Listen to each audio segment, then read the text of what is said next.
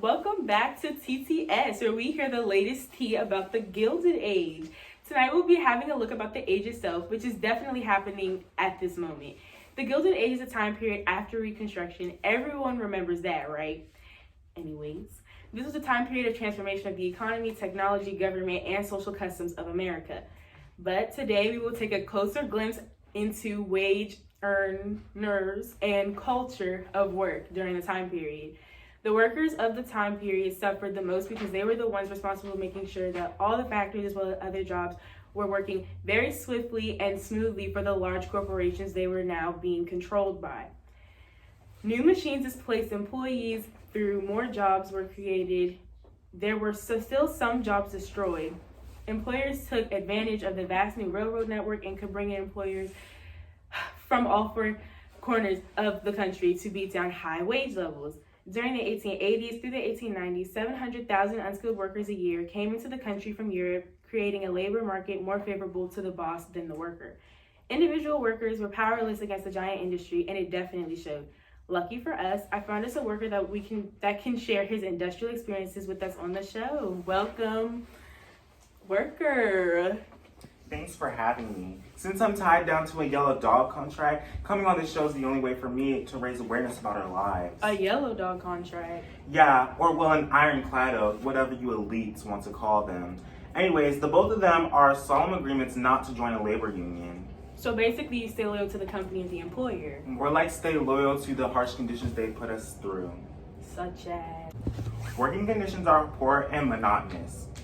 We do the most of unholy tasks and are prevented from any sort of leisure. We work 60 hard work weeks and the reward is nothing. Skilled workers earn $8.37 a week, and unskilled workers like myself work $5.50 a week.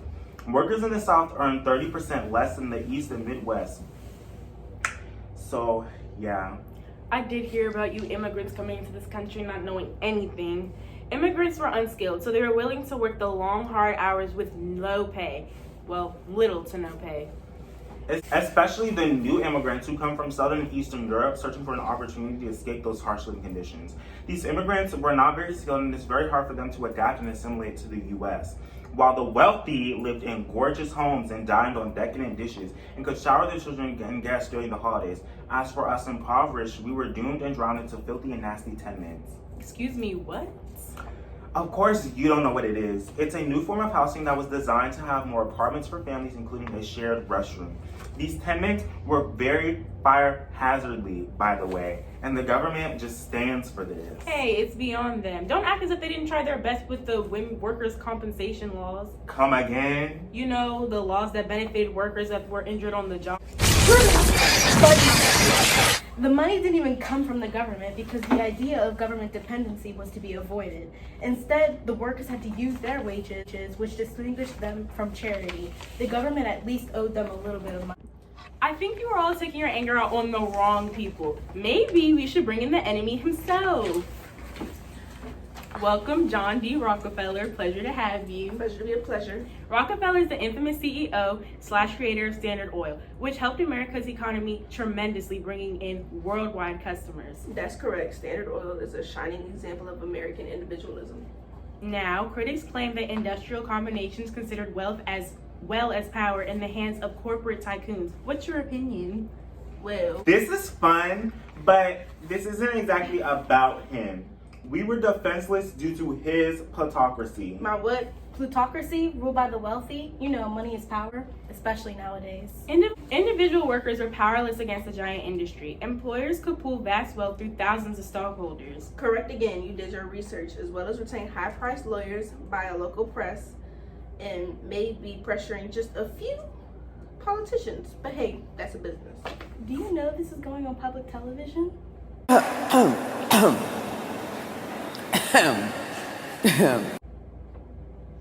Anyways, employers could lock their doors against rebellious workers. This procedure was called the... It's called a lockout, where they were trying to starve us to make us submit.